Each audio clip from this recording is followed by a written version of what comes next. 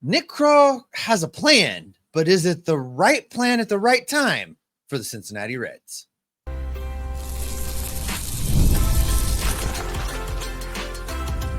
You are Locked On Reds, your daily Cincinnati Reds podcast, part of the Locked On Podcast Network, your team every day. Welcome into the Locked On Reds podcast. Locked On Reds is part of the Locked On Podcast Network. We are your team, your Reds, every single day. What's up? My name's Jeff. His name's Steve.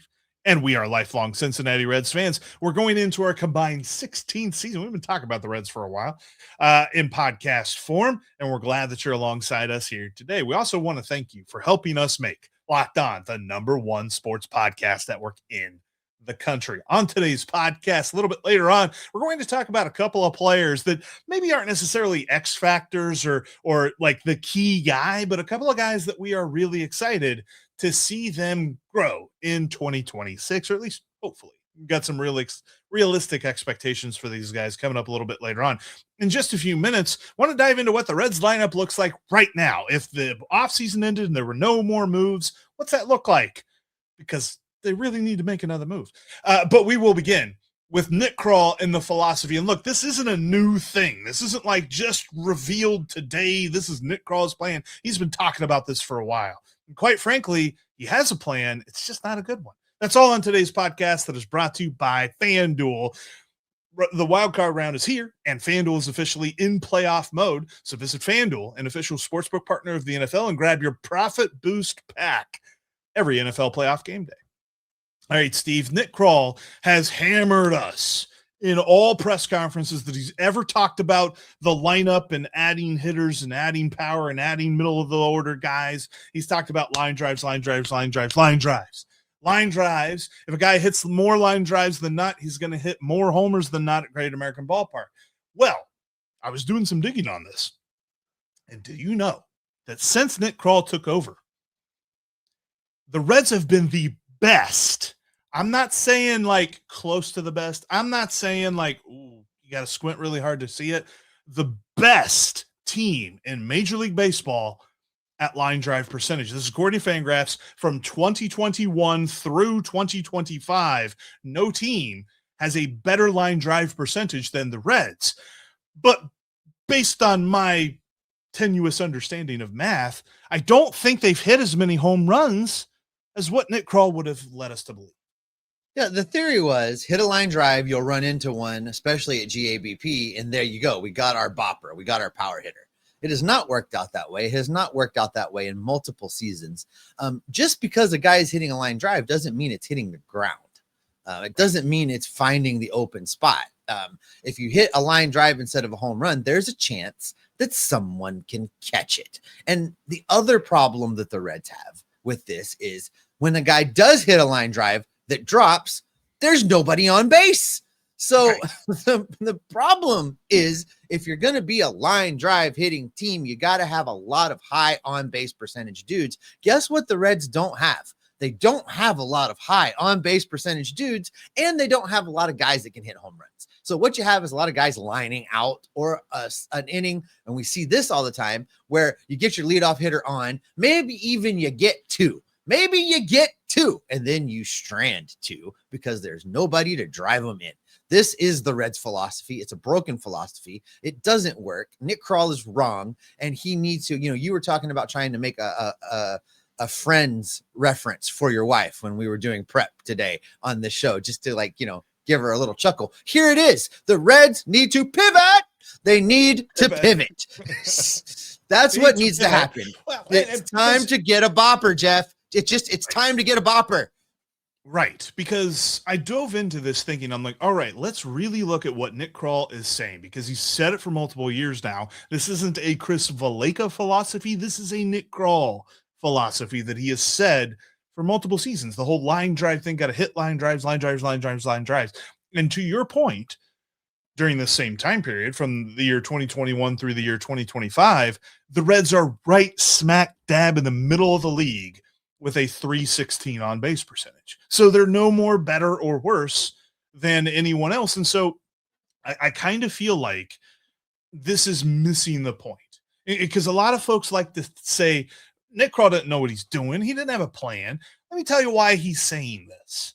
Because home runs get you paid. On base percentage get you paid. Batting average get you paid. He is looking for the statistic that leads to success, but does not lead to higher dollar signs on the checks.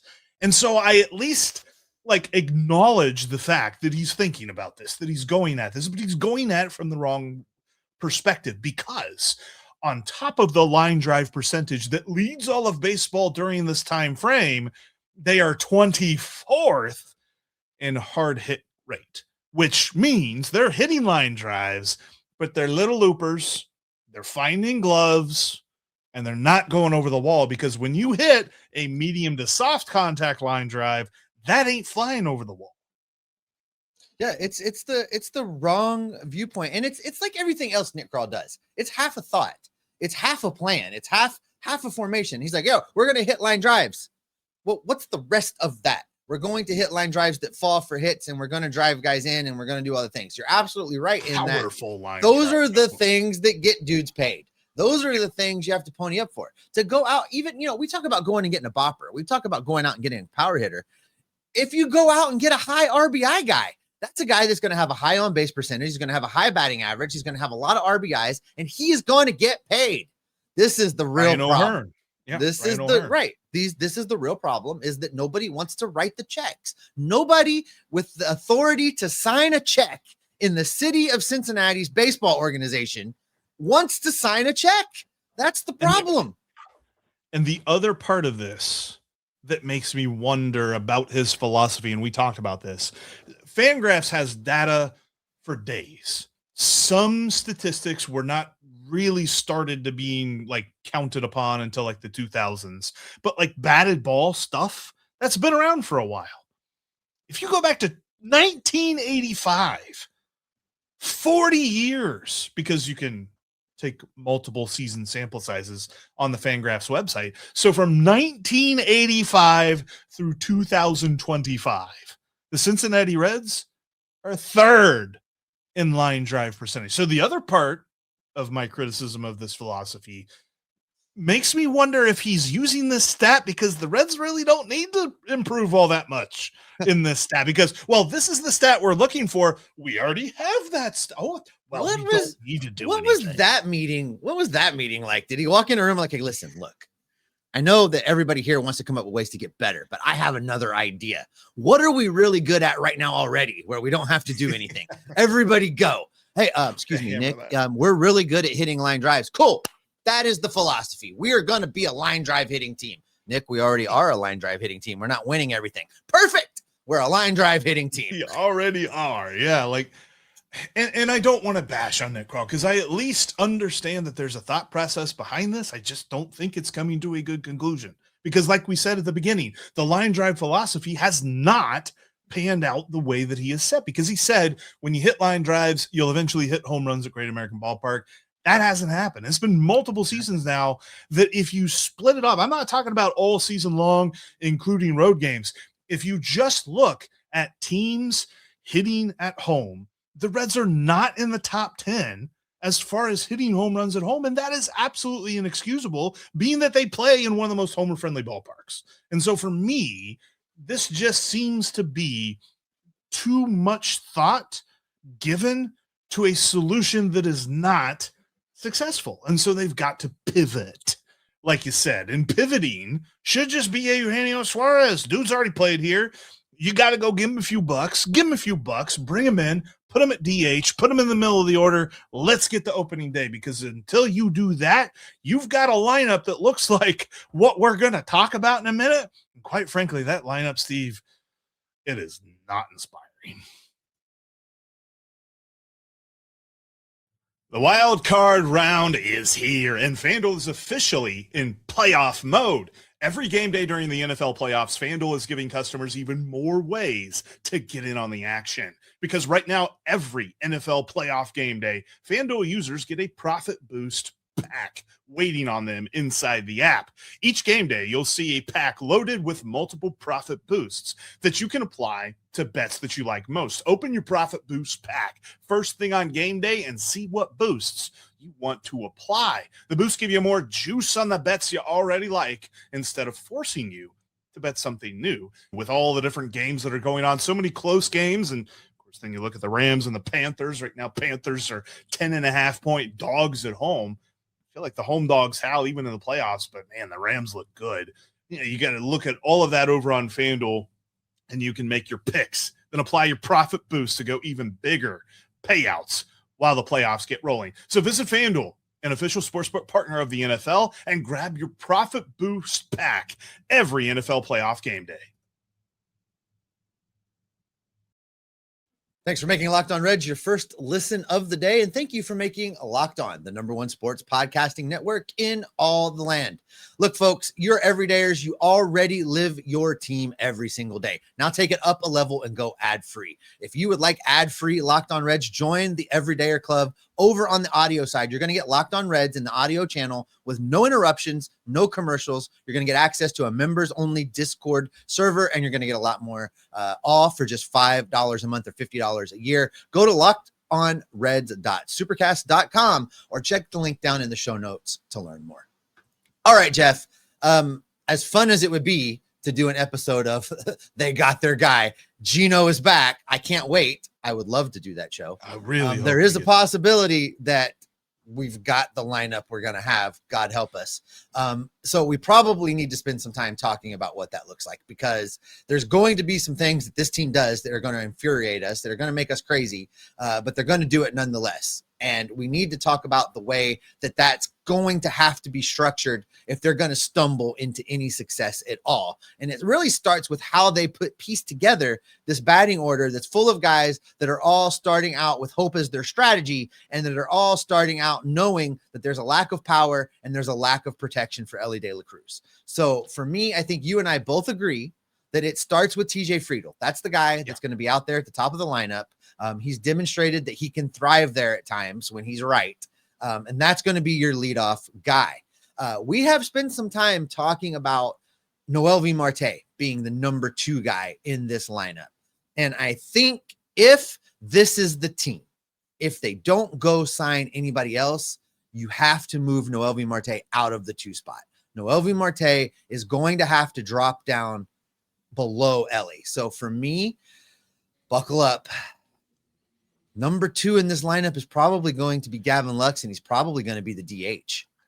I have a hard time arguing this, and unfortunately, this isn't like a preference. It's not saying that me and Steve want this to happen, but all of the reporting is pointing to this. In fact, there was an article in The Athletic the other day from C. Trent Rosecrans where he was just like, if this is it, this is what the team looks like. He had like 2 whole paragraphs talking about the fact that Gavin Lux is your main designated hitter right now. And for me, I don't love that, number one, but if you squint really hard, turn the lights down low and turn your head to the side like this, you can kind of see, okay, well, he gets on base. So he led the team. That. Right. He led the team in on base percentage. That's all he did. Like, that's fine. I'm not disagreeing. That's fine. Right. That's all he did. But you put him in the 2 spot and you get that guy on base in front of Elly De La Cruz. Right. Right. So I don't have a really good argument against this. The only thing that I could possibly say is maybe he hits lower in the order for the idea of turning the lineup over as you get to it.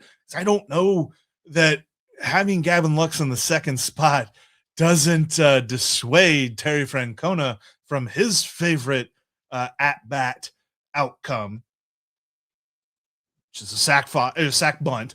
So I think that that's probably what happens a lot if TJ Friedl gets on base.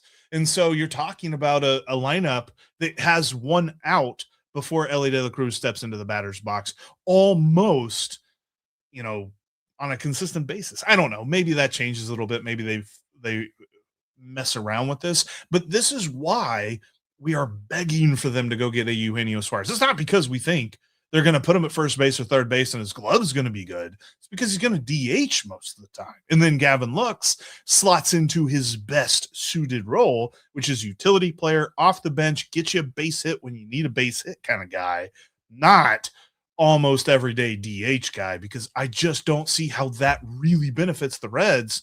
That, okay, yeah, on base is fine, but you're already talking about lack of power wherever Key Brian Hayes is in the lineup. You're talking about speculative power with Noelvi Marte, which I think he has it. Just don't know how consistent it is. We're talking about some power, but man has really bad luck with BABIP and Tyler Stevenson. And then we've got speculative power with Spencer Steer as well. So I just want to see one spot in this lineup make sense from almost every angle. And the Reds don't have that guy outside of Elly.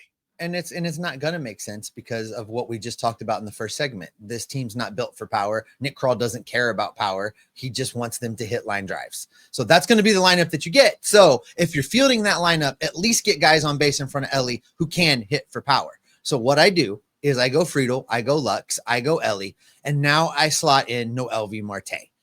It's going to put a little bit of pressure on him. I hope that he doesn't press to try and become a 50 home run hitter overnight.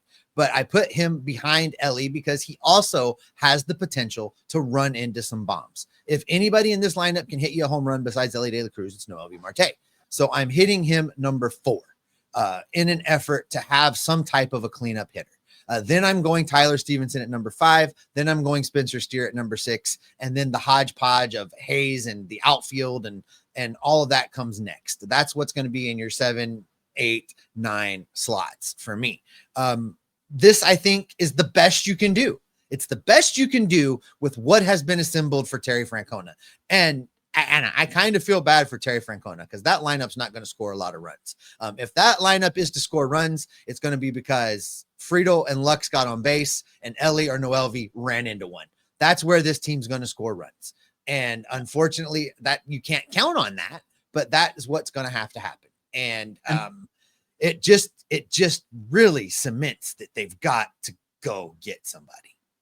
And that, for me, the phrase that you just said is the one thing that worries me the most, is that I don't know what I can count on with this lineup. Because, like, I'm really excited, and you're trying to, tamper down my excitement a little bit, but I'm excited about Sal Stewart. But if you were going to ask me, do I know that I can count on Sal Stewart? I would be foolish to say that I know that I can count on good production from him in his first full season as a major leaguer. He might have some nice spurts, but how consistent is he going to be? What's that going to look like? We don't know. And so we don't know what that is. We don't know what Noelvi Marte is as a cleanup hitter. We don't know what the left field situation is, where it kind of looks like it's either JJ Bleday or Will Benson, and then Spencer Steer. Speaking of Spencer Steer, where does he play on an everyday basis? I think he's going to be in the lineup every day, but like, are you happy about him hitting the middle of the order? Like, he's another guy where it's like sample sizes are good, but the whole seasons have their lumps. And so there's so many different things about this that I just can't count on the Reds lineup. And that, man, that vexes me, Steve. It vexes me. The comment section today is going to be a crystal clear picture example of what Jeff and I deal with on a daily basis in the comment section, because half of the comment section on this episode is going to be, why are you guys hating on Sal Stewart? He is going to be amazing. And the other half of the comment section is going to be, I am sick and tired of you guys being so optimistic and trying to polish this turd that is the Reds lineup. That is what the comment section is going to be. We can't win. I'm trying to set a realistic tone about this lineup. And to your point on Sal Stewart, nothing would make me happier than for him to be a 35 home run guy this year. But we have absolutely no idea who Sal Stewart is in his 55 big league at bats. You don't know. I don't know. Nobody knows. And to go into a season counting on Sal Stewart to be anything is crazy talk.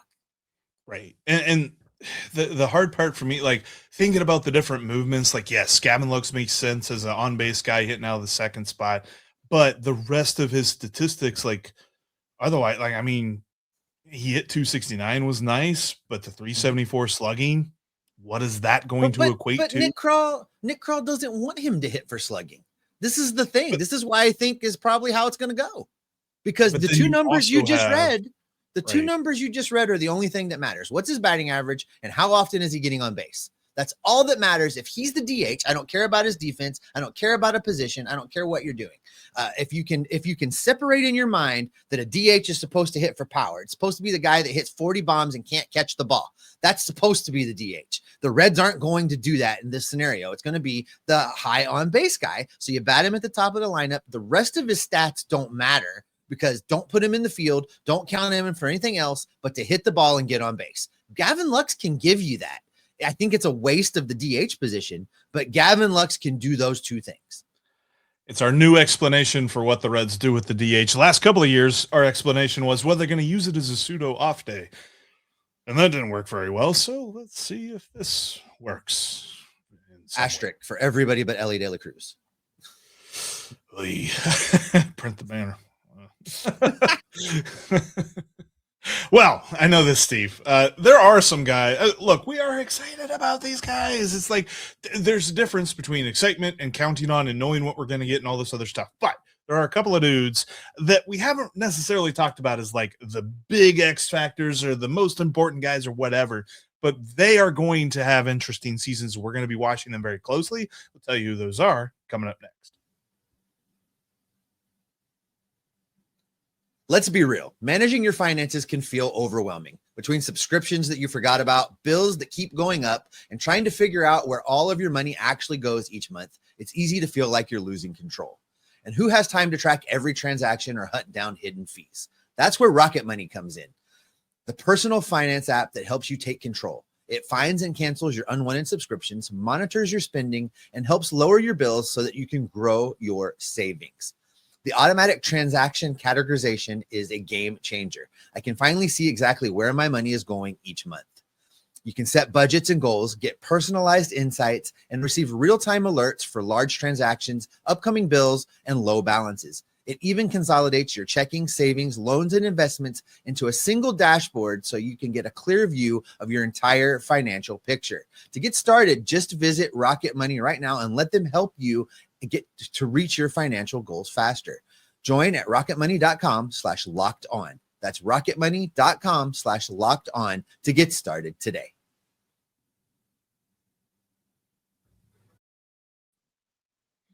Thank you so much for watching us today. If you can't watch us all the time, you can always listen to us on your favorite podcast app. We're on all of them out there. Make sure you check us out today. Also, make sure you check us out on social media. You can follow me on X at Jeff Carr with 3 Fs. You can follow Steve at S. Offenbaker with 2 Fs. And you can follow the show at Locked On Reds. There's no Fs in that. All right, Steve, when it comes to this season, we have talked ad nauseum about our misgivings of the lineup and things like this and who is the X factor, who's the most important guy. We're going to continue to talk about that as we get closer to the season, but there are some guys, and I'd like to go through those guys in the next couple of weeks, but different guys in different areas that we're excited to watch because it's the 26-man roster. It's not as if we're picking half of them and saying, I don't want to see them. We want to see everybody, but at the same time, there's some guys we want to see a little bit more of, and I'll let you go with yours first. I'm going to continue to lean into Noelvi Marte. And this is not where Steve is like, he's going to hit 50 bombs and have an OPS plus of 145. This is not what I'm talking about. But the fact of the matter is, Noelvi Marte is going to be a stabilizing factor in this outfield, or the Reds aren't going to have any one success. Way or the other. They're going to have to put him out there in right field. He's going to have to be out there 150 plus games, and he's going to need to be able to field that position successfully. The thing that I need to see, what is realistic? His defense is going to get better. Most of last season, he was a negative outs above average guy just because he was learning the position. He didn't know how to run routes. He didn't know how to play out there. He was an infielder that they were like, guess what, kid? This is what we're going to do.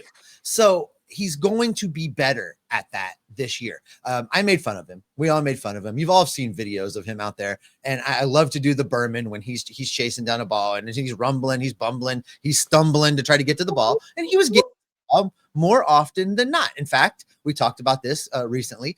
He had the catch of the year, the season saving robbing the home run, the play of the year was Noelvi Marte on defense, which is not really his narrative. I think that narrative improves, Jeff. It's realistic to assume he is going to be a better outfielder in 2026. That helps the Reds. That helps Noelvi's overall numbers. I see that as a realistic expectation. It's not a pie in the sky hope for him. This is what he needs to do. If he has not spent this entire offseason working on his craft as a defensive player, as an outfielder, then it's a failure on his part. That's what should have been happening.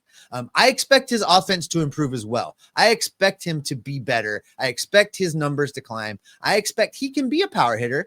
We just talked about, in this lineup with these players that the Reds have right now, he's my cleanup guy. He's the guy I'm batting fourth. I expect the offensive stuff to get better as well, but we wanted to pick a realistic expectation, and it's, for me, he will be a better outfielder in 2026.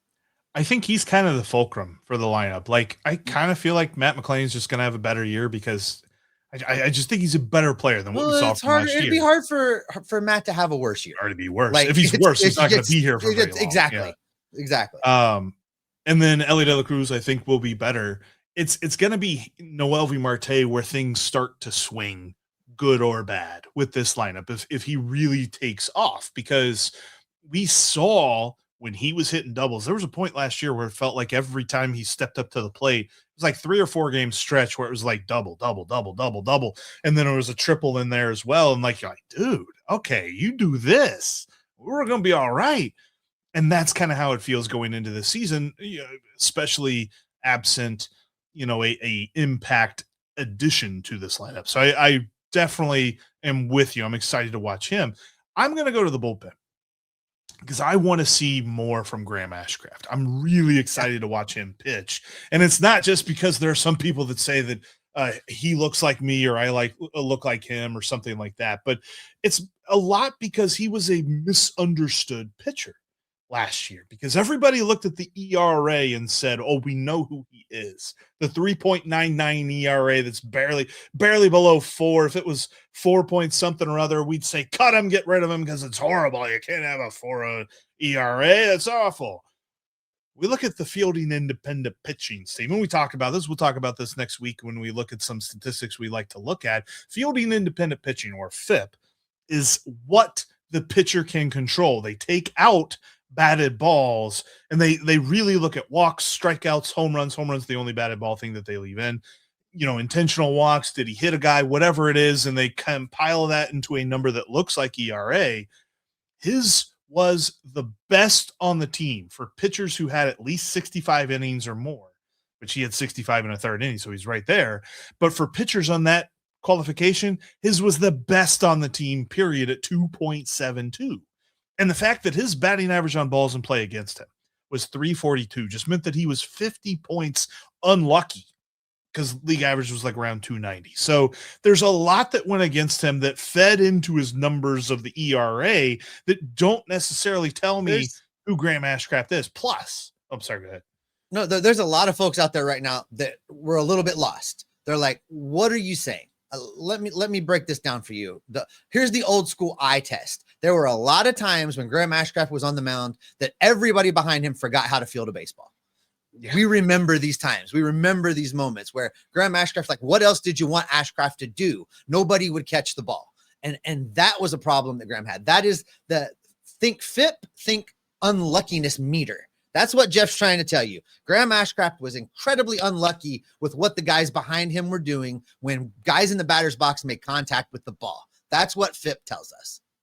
Because he wasn't like overly bad. He was like right at league average when it came to walk percentage. He was a little bit below league average when it comes to strikeout percentage. So if he adds some strikeouts and just keeps the walks where they are, if not maybe gets a little bit better, we could be talking about a dude that pushes to be in the A squad, or at the very least the ace of the B squad of the bullpen. And that's so beneficial for this team. So here's the thing. The way this bullpen is constructed right now, Graham Ashcraft is in the A squad. They are considering him a member of the A squad. You look at this bullpen, the way it's built right this minute, Emilio Pagan is your closer. He is the back end of your bullpen dude. Immediately behind him is Tony Santillan, who pitched 167 games last season. It was actually 80, but it was a lot. Tony Santillan's number two. Number 3 is Graham Ashcraft. He's the 3rd guy on the list. He's your 7th inning guy if you're using all 3 in the same game. It's going to go Ashcraft, Santillan, Pagan. Those are your 3. And then what happens after them is yet to be determined. We think we kind of know how we want it to go, but we have to wait. Caleb Ferguson is going to be high on that list. The new left. I think so. If that's the case, he's your 4th guy, because I'm telling you right now, this organization is leaning in on Graham Ashcraft, and which is good. Reds, they need him to fulfill that promise. All of the talent's there, all of the abilities there, and I like that you leaned into the FIP there when you presented Graham Ashcraft, because I think he was a lot better than when you look at his stats on the surface tell you. And a lot of that has to do with his team let him down a lot. And it was frustrating at times. It had to be frustrating for Ashcraft himself to go out there and for the team to not have his back. And it happened a lot. So I think just, if the Reds play better defense on the infield throughout the year, Graham Ashcraft is going to have better stats if he just pitches exactly the same as he did in 2025. So I like him as a realistic possibility to realistically expect he'll be a great 7th, 8th inning guy for this team. I think you're spot on with that. I'm excited to see that. We've got some more guys that we're excited to see about. We'll talk about that as we get closer to spring training. But coming up tomorrow, we will really wrap up the guys who avoided arbitration, who is going to arbitration, and we'll look at the meter that is the Reds spending, because they said that their payroll is going to look a lot like it did last year. So we'll kind of look at where they are on the meter on tomorrow's Locked On Reds podcast. So make sure that you join us then, and make sure that you check us out every single day, because we're talking Reds all day, every day here on the Locked On Reds podcast. Yesterday had a great episode, and of course we'll have more episodes next week as well, getting you set for the march to spring training. Reds Fest, of course, next week as well. Lots of good things on tap there. Might have an interesting crossover with Locked On Bengals. We'll see if that goes down. And then also could be having a few guests or two. We'd love to see that. That's all on Locked On Reds. Make sure you subscribe and make sure you join the Everydayer Club, lockedonreds.supercast.com. Learn more about the Everydayer Club. Go ad-free. Join the members-only Discord channel, and so much more for $5 a month or $50 for the whole year. LockedOnReds.supercast.com. But that'll do it for us here today. For Steve and myself, we will be Locked On Reds every single day. Pivot. Pivot. I beat you to the Friends reference. I love it.